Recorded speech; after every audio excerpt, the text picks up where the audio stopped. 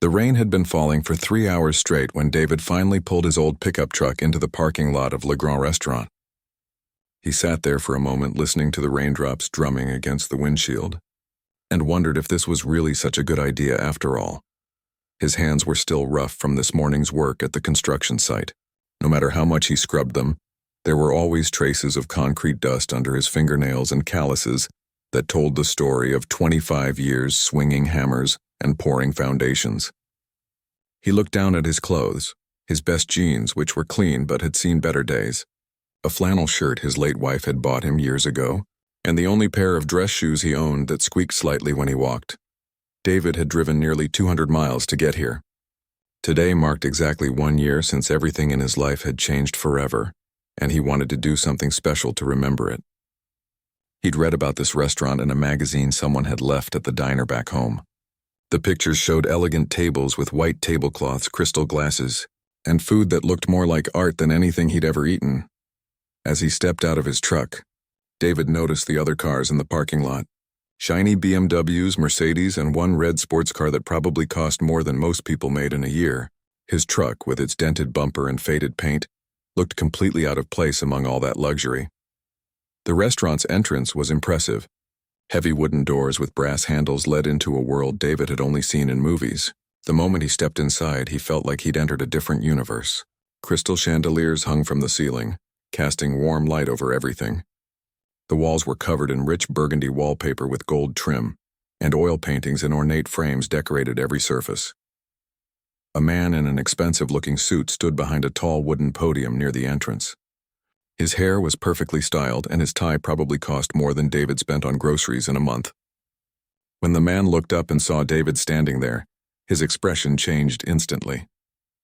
It was subtle, but David caught it. That slight tightening around the eyes, the way his smile became forced and didn't quite reach his eyes. "Good evening," the man said, his voice carrying just a hint of uncertainty. "Do you have a reservation?" David nodded. "Yes, under the name David Johnson. Table for one at 7:30. The man, whose name tag read Antoine, looked down at his reservation book with the kind of expression someone might wear when discovering an unpleasant surprise. He flipped through a few pages, taking much longer than necessary to find David's name. "Ah, yes, here it is," Antoine said finally, though he didn't sound particularly pleased about it. "Right this way, please." David followed Antoine through the dining room, and he couldn't help but notice how conversations seemed to pause as they walked by. Well-dressed couples looked up from their meals, their eyes following David's every step. He heard whispered comments, though he couldn't make out the exact words.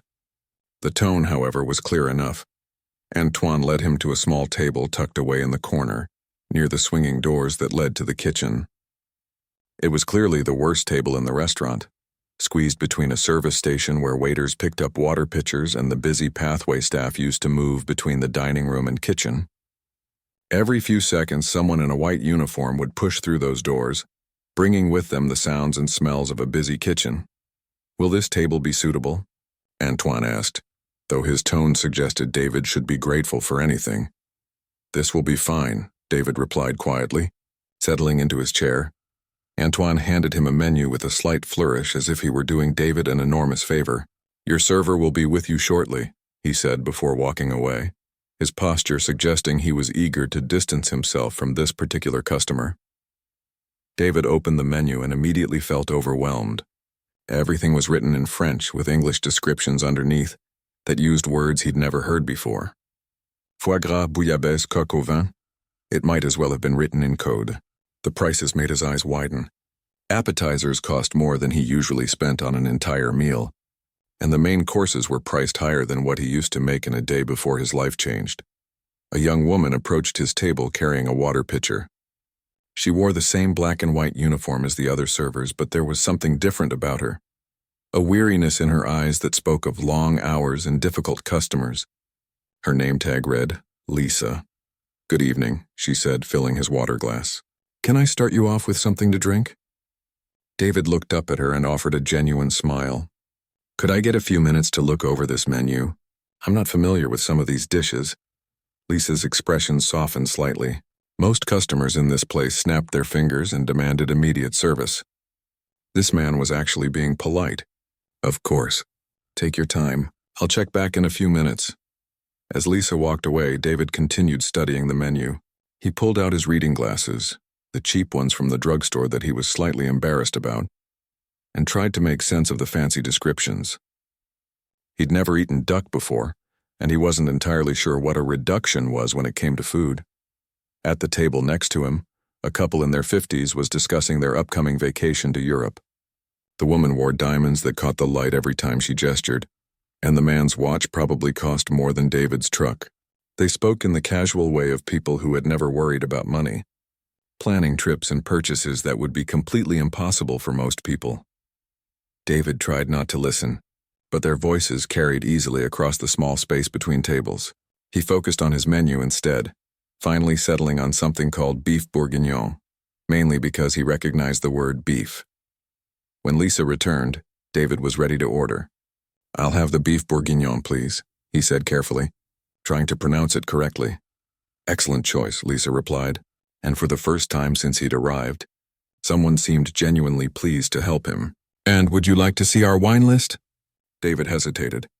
He wasn't much of a wine drinker. Beer was more his style, but tonight was special. "Sure, why not?" Lisa brought over a leather-bound wine list that was almost as thick as a phone book. David opened it and nearly gasped at the prices. Bottles that cost $300, $500, even $800. He was about to ask for something simple when his eyes landed on one particular bottle Chateau Margaux 1996. The description mentioned it was a legendary vintage and perfect for special celebrations. The price was $450. David stared at it for a long moment, thinking about why he was here, what he was celebrating, and what this money really meant to him now. "I'll take this one," he said, pointing to the Chateau Margaux. Lisa's eyebrows shot up slightly. She looked at David again, taking in his simple clothes and work-worn hands, then glanced back at the wine list. "Are you sure? This is a quite expensive bottle." "I'm sure," David said quietly. "Tonight's a special night." Lisa nodded, though David could see the questions in her eyes. She walked away to place his order, and David settled back in his chair to wait. Around him, the restaurant hummed with conversation and the gentle clinking of silverware against fine china. Despite the uncomfortable looks and whispered comments, he felt a strange sense of peace sitting there. He thought about his wife, Helen, and how she would have loved this place. She'd always dreamed of eating somewhere fancy like this, somewhere with real cloth napkins and waiters who knew about wine. David closed his eyes for just a moment and imagined her sitting across from him, her eyes bright with excitement as she looked around at all the elegance. When he opened his eyes again, he noticed a young man in kitchen whites peeking through the service window. The young man was staring at him with an expression David couldn't quite read. Not the disdain he'd been getting from others, but something else entirely. Something that looked almost like recognition. Lisa returned to David's table with the wine bottle, but she wasn't alone. Behind her walked a tall, thin man with perfectly styled hair and a suit that probably cost more than most people's monthly rent. His name tag identified him as Robert, the restaurant manager, and he wore the kind of smile that didn't reach his eyes. "Good evening, sir," Robert said, his voice carrying a tone that managed to be polite and condescending at the same time. "Lisa mentioned you've ordered our Chateau Margaux. It's quite an exceptional bottle, one of our finest. I just wanted to make sure you're aware that it's $450. David looked up at Robert calmly. "Yes, I'm aware of the price." Robert's smile tightened slightly. "Of course. It's just that we've had some misunderstandings in the past. We like to make sure our guests know exactly what they're ordering. Will you be paying with cash or card tonight?" The question hung in the air like a challenge. David could feel other diners at nearby tables turning to listen. The conversation at the table next to him had stopped entirely, and the well-dressed couple was now openly staring. "Card," David replied simply. "Wonderful," Robert said, though his tone suggested it was anything but wonderful. "Lisa will take excellent care of you." He walked away, but David noticed he didn't go far. Robert positioned himself near the bar where he could keep an eye on David's table. Lisa began the wine service, but her movements were stiff and mechanical. She showed David the label as if he couldn't read, spoke slowly when explaining the vintage, and generally treated him like someone who had wandered in from the street and couldn't possibly understand what was happening. "This wine is from France," she explained, speaking the words carefully. "It's a red wine, very fancy. Are you sure this is what you want?" David nodded patiently. "Yes, thank you." When Lisa opened the bottle and poured a small amount for him to taste, David noticed several other servers had found reasons to be nearby. They pretended to polish glasses and arrange silverware, but their eyes kept drifting to his table. He could see them whispering to each other, and he didn't need to hear the words to know what they were saying. David tasted the wine and nodded his approval, just as he'd seen people do in movies. Lisa poured him a full glass, and David had to admit it was the most expensive thing he'd ever tasted. It was smooth and complex in a way that his usual bottle of beer could never be. "Your dinner will be out shortly," Lisa said, but instead of leaving, she lingered near his table, arranging and rearranging items that didn't need to be touched. At the table across from David, a young couple was celebrating what appeared to be an engagement. The woman's ring caught the light as she gestured excitedly, and they were sharing a bottle of champagne that cost more than most people's car payments. The man, wearing a suit that screamed money, looked over at David with obvious disdain. "Honey, look at that," the woman whispered, but her voice carried easily across the space. "What do you think someone like that is doing in a place like this?" Her fiancé glanced over and shrugged. "Probably saved up for months just to afford one meal. Some people don't understand that places like this have a certain standard." David kept his eyes on his wine glass, but he could feel heat rising in his cheeks. He'd faced this kind of judgment before, especially in the year since his life had changed so dramatically. People looked at his clothes, his hands, his truck, and they thought they knew everything about him. The kitchen doors swung open and David's dinner arrived. But instead of Lisa bringing it out, a different server appeared. An older woman named Patricia, whose expression made it clear she considered this assignment beneath her usual duties. "Beef bourguignon," she announced, setting the plate down with just a little more force than necessary. The rich dark stew looked incredible, garnished with fresh herbs and accompanied by perfectly prepared vegetables. Despite everything else, David had to admit the food looked amazing. "Thank you," David said politely. Patricia didn't respond. She turned and walked away without asking if he needed anything else, without explaining the dish, and without the kind of attentive service David had observed other tables receiving. David began eating, and he had to admit the food was extraordinary. The beef was so tender it practically fell apart, and the sauce was rich and complex. This was definitely the best meal he'd ever had, which made the treatment he was receiving even more frustrating. As he ate, David became increasingly aware of the conversations happening around him. At a table near the window, two business partners were discussing a deal worth millions of dollars. They spoke casually about amounts of money that would change most people's lives forever, treating these vast sums like pocket change. "The thing is, Charles," one of them was saying, "you can always tell who belongs in a place like this and who doesn't. It's about breeding, about understanding quality. Some people just weren't raised to appreciate the finer things in life." His companion nodded in agreement. "Absolutely right. Look around this room. Everyone here understands what this restaurant represents. Well, almost everyone." He glanced meaningfully in David's direction. David continued eating, but his appetite was starting to fade. He'd come here to celebrate, to honor his wife's memory, and to mark an important milestone in his life. Instead, he was being treated like an unwelcome intruder. The situation got worse when a large group of well-dressed people arrived for what appeared to be a business dinner. They were seated at a large table in the center of the restaurant, and their animated conversation filled the room. One of the men, clearly the leader of the group, had a voice that carried everywhere. "The secret to success in this business," he was telling his companions, "is understanding people.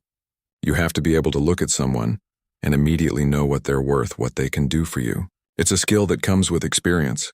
He paused to take a sip of his wine, then continued. "For instance, you can tell just by looking around this room who the real players are and who are just tourists." Several people at his table laughed, and David noticed more than one person glance in his direction. The man continued his speech, getting louder and more animated as he warmed to his topic. "I mean, look at that fellow over there," he said, and David knew without looking that he was the subject of discussion. Probably spent his whole paycheck to eat here once just so he can tell his friends back home that he's been to a fancy restaurant.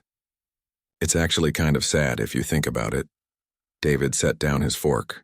The beef bourguignon suddenly tasted like cardboard. and the expensive wine had lost all its appeal. He looked around the restaurant and saw that nearly every table was now aware of the conversation. Some people looked embarrassed by the man's rudeness, but others were nodding in agreement. Lisa appeared at his table again, but this time she wasn't there to provide service. "How is everything?"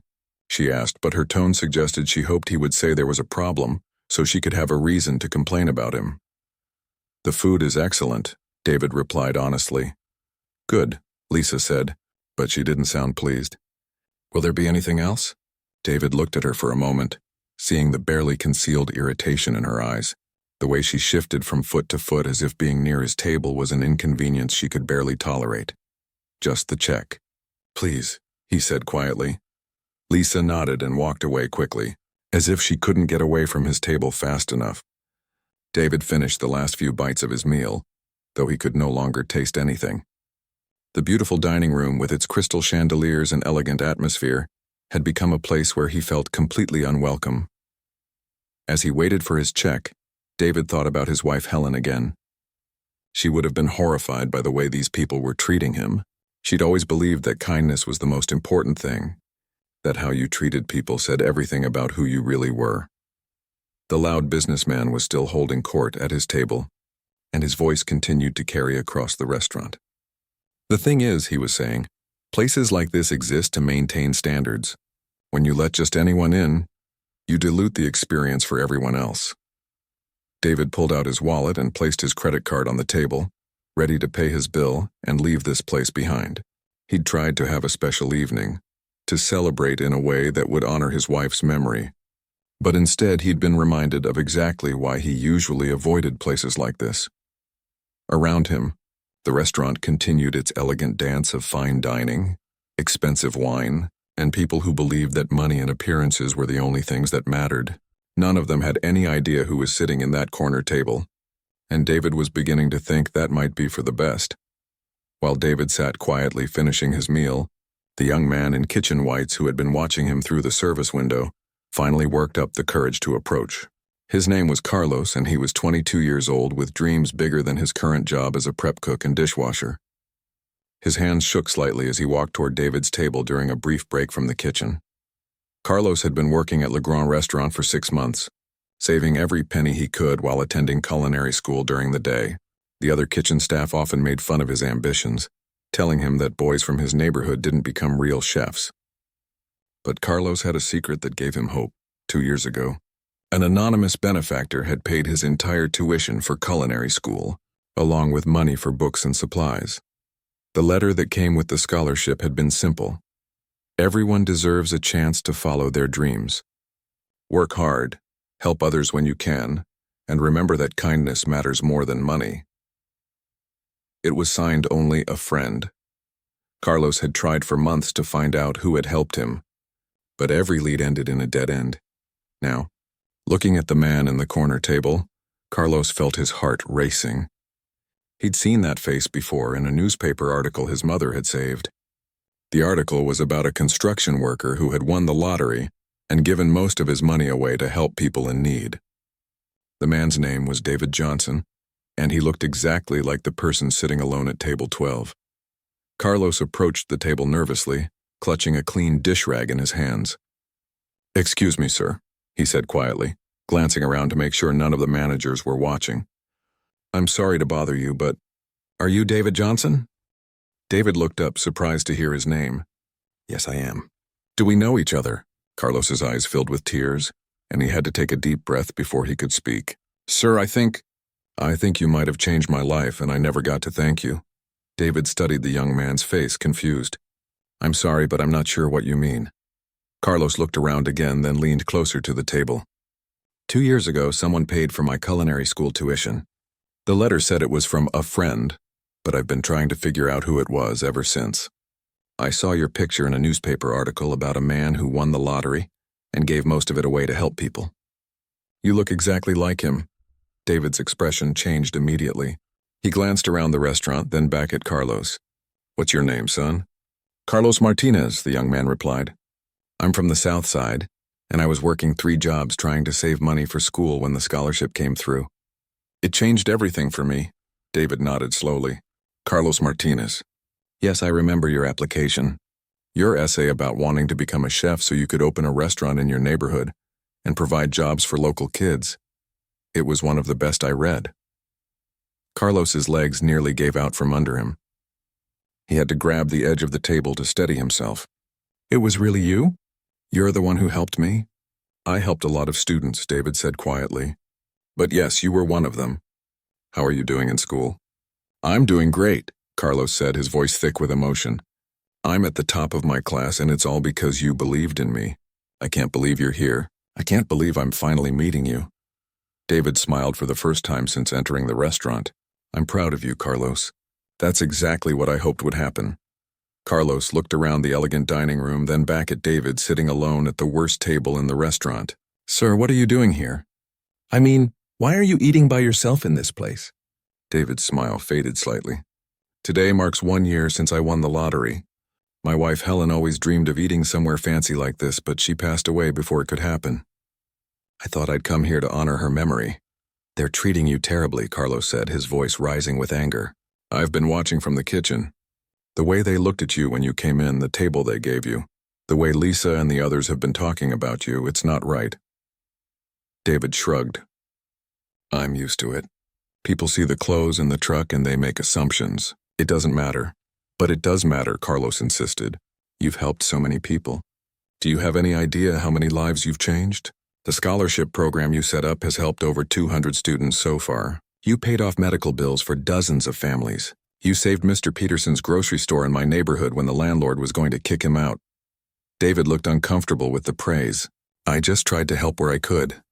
I didn't need all that money. Carlos noticed that other diners were starting to stare at their conversation. Sir, would it be okay if I told people who you really are? Because watching them treat you like this is making me sick.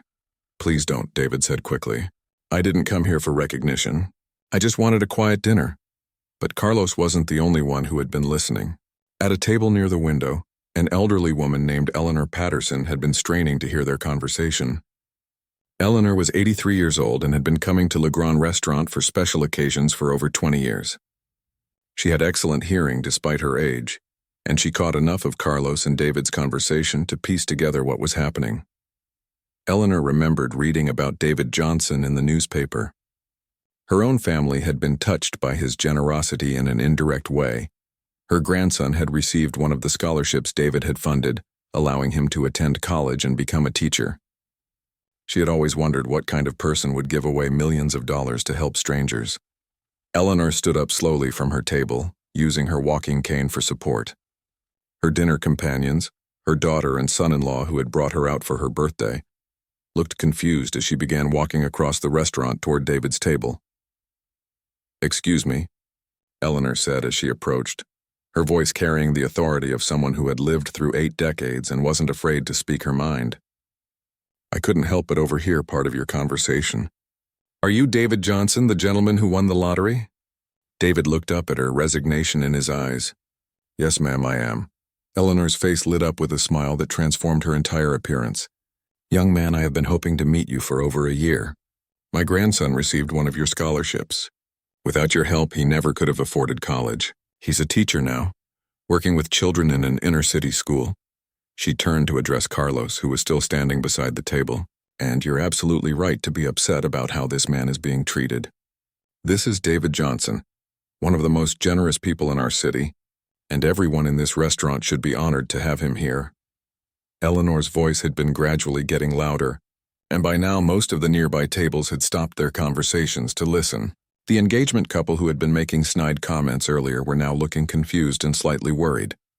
I'm sorry, Eleanor continued, her voice now carrying clearly across the restaurant. But I cannot sit here and watch a good man be treated poorly because of what he's wearing. This gentleman has done more for this community than most people do in a lifetime. Carlos stepped forward, emboldened by Eleanor's support. She's right. Mr. Johnson has helped hundreds of families. He's paid for surgeries, saved businesses, sent kids to college, and he's done it all without wanting any credit. And everyone here has been treating him like garbage because he doesn't look like he belongs. The loud businessman who had been making comments about David earlier was now listening with a confused expression. Wait, what's going on over there? He called out. Eleanor turned toward him, her eyes flashing with anger. What's going on is that you've been insulting one of the most decent human beings you'll ever have the privilege to meet." Lisa appeared at David's table, looking flustered and confused. "Is everything all right here? Is there a problem?" "The only problem," Eleanor said firmly, "is the shameful way your staff has treated this gentleman tonight." Robert, the manager, rushed over to see what the commotion was about. By now, almost everyone in the restaurant was paying attention to the scene unfolding in the corner. "What seems to be the issue?" Robert asked, his voice tight with concern. Eleanor looked at him with the kind of expression that made grown men feel like children being scolded by their grandmother. "The issue, young man, is that you and your staff have spent this entire evening treating one of our city's greatest philanthropists like he doesn't belong here." Carlos nodded vigorously. "This is David Johnson.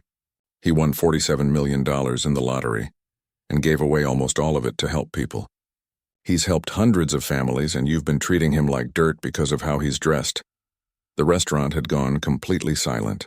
Everyone was staring at David, who sat quietly in his chair, looking like he wished he could disappear. The expensive wine sat untouched on his table, and his barely eaten dinner was getting cold. Robert's face went through several different shades of red as the implications of what he was hearing sank in. The businessman who had been making loud comments about tourists and people who don't belong was now staring at David with his mouth hanging open. The silence stretched on, heavy and uncomfortable, as everyone in the restaurant tried to process what they had just learned.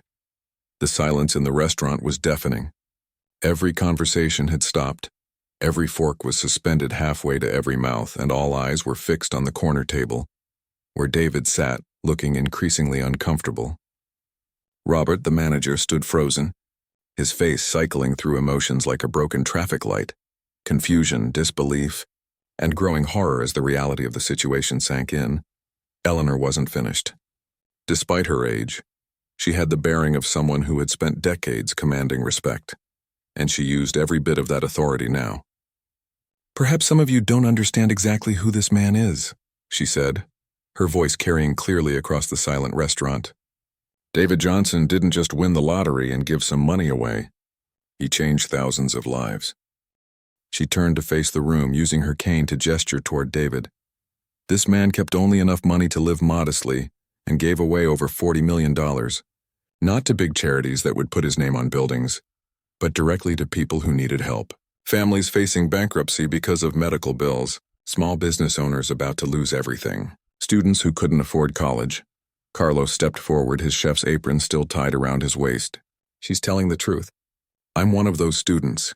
Mr. Johnson paid for my entire culinary education, and I had no idea who he was until tonight." The businessman who had been making loud comments about David earlier, his name was Frederick Wellington III, though everyone called him Freddie, stood up slowly from his table. His face was pale and his hands were visibly shaking. "Are you saying this man is the David Johnson? The one they call the Angel of Chicago?" "That's exactly what I'm saying," Eleanor replied firmly. "And while he was trying to have a quiet dinner to honor his late wife's memory, you and everyone else in this restaurant have been treating him with complete disrespect." Lisa, the waitress, had gone completely white. She remembered now where she'd heard the name David Johnson before. There had been articles in the newspaper, stories on the local news. He was the construction worker who had won one of the biggest lottery jackpots in state history, and then shocked everyone by giving most of it away. She thought about how she'd spoken to him, how she'd treated him like he was some kind of charity case who couldn't afford to be there. "Oh my God," Lisa whispered, her hand covering her mouth. "I remember reading about you. You're the man who paid for that little girl's heart surgery, when her insurance wouldn't cover it."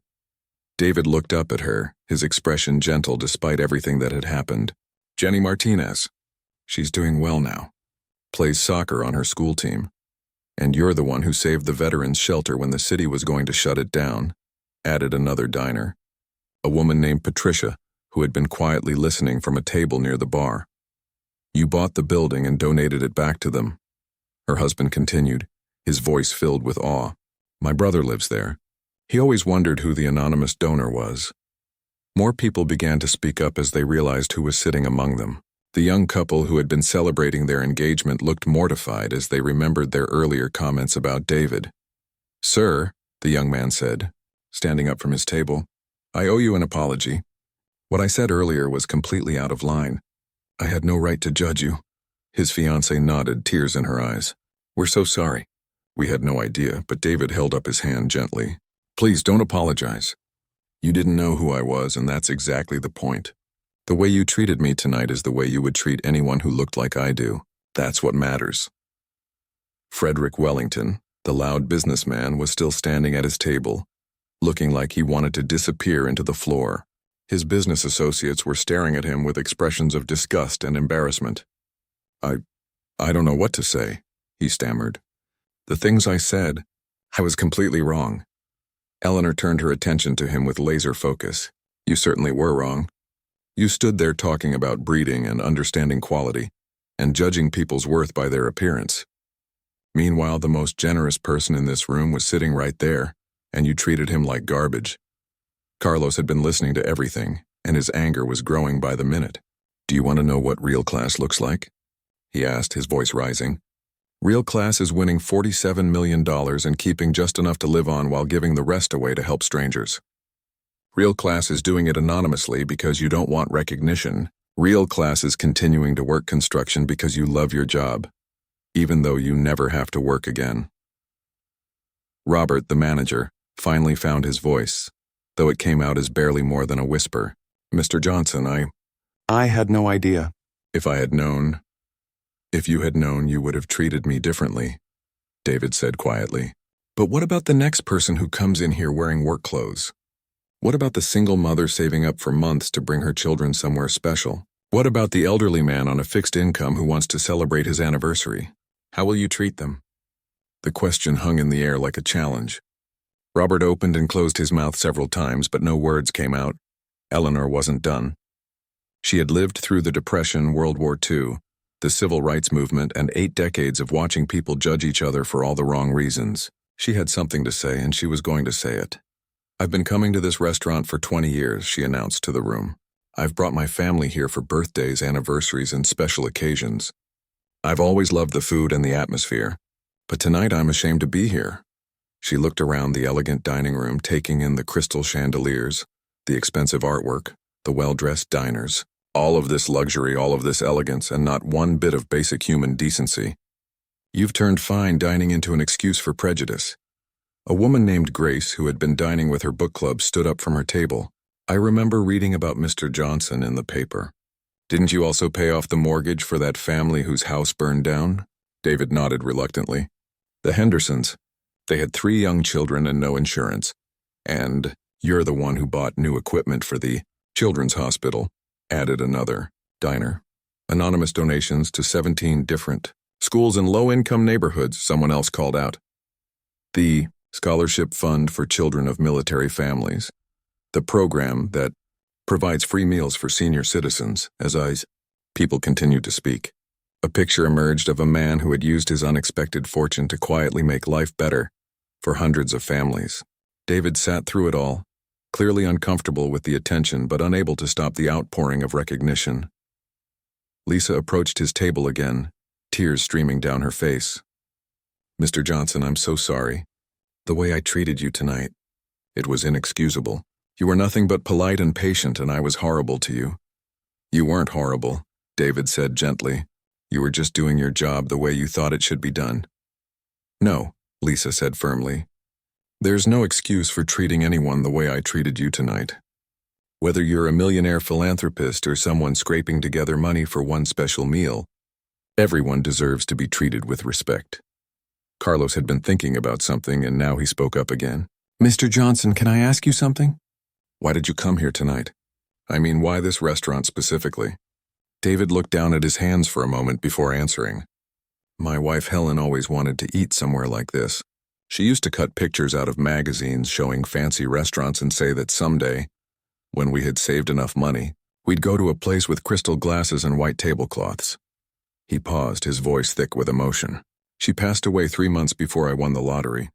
Tonight marks exactly 1 year since everything changed, and I thought I'd come here and have the dinner she always dreamed of." The silence that followed was different from before. This wasn't the shocked silence of people caught in their prejudices. This was the respectful silence of people who suddenly understood the weight of what they had witnessed.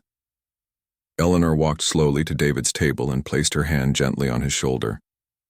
"Your wife would have been proud of the man you've become," she said softly, "but she would have been heartbroken to see how you were treated tonight." Around the restaurant, people were looking at each other with new eyes, seeing their own behavior reflected back at them and not liking what they saw. The elegant dining room suddenly felt heavy with the weight of lessons learned too late.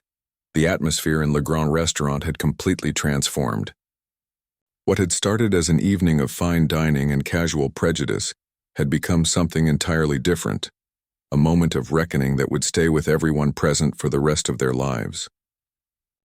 Robert, the manager, stood beside David's table with his hands clasped tightly in front of him, struggling to find words adequate for the situation. His perfectly styled hair was slightly disheveled now, and his expensive suit suddenly felt like a costume he was wearing to play a role he didn't deserve. "Mr. Johnson," he began, his voice barely above a whisper, "I don't know how to begin to apologize for tonight. The way my staff treated you, the way I treated you, it was unconscionable. Please, let me comp your entire meal. It's the very least I can do." David looked up at Robert with those same patient eyes that had endured an evening of disrespect and condescension. "I appreciate the gesture," he said quietly, "but I'd rather pay for my meal. I came here as a customer, and that's how I'd like to leave." "But sir," Robert protested, "after everything that happened—" "After everything that happened," David interrupted gently, "I still received excellent food and service from some members of your staff." He looked at Carlos, who was still standing nearby.